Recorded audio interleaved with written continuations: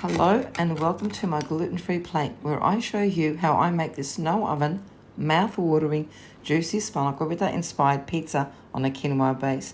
First you'll need the base, which I'll show you how to make in a minute, but that's not the no oven part though.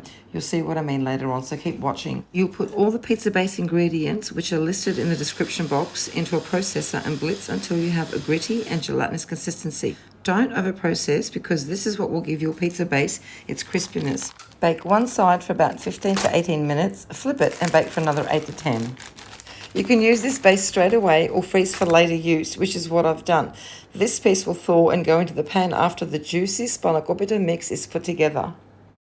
To start with, you'll fry half a spring onion on medium heat until it's bright, and then you'll be adding about 250 grams of frozen spinach, which has had all the liquid squeezed out, so it's kind of dry looking. Season with some salt and pepper and then pop a lid on that straight away. You want to raise the temperature of the pan.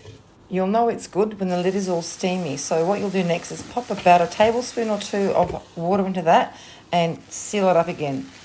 You'll want to repeat this process of putting the lid on, getting some water in there until your spinach is cooked.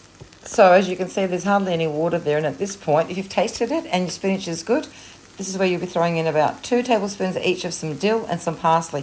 This is a must-have, otherwise it will not be spanakopita inspired. You need these herbs. Alrighty, so pop all that into a bowl until it has cooled down, and then you'll be going in with some of your cheeses. Now, traditionally people use ricotta cheese. I don't use it all that much. I usually keep cottage cheese, so that's what I did today. I have 50 grams of cottage cheese, about 100 grams of crumbled feta, and that's what your mix should look like when you're done.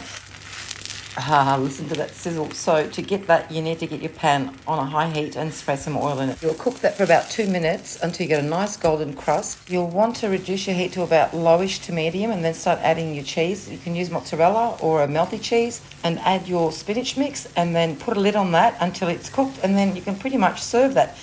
Now at this point I decided this needed more colour, so I put in some semi-dried tomatoes and some more cheese because we need more cheese in our lives, right? Of course we do.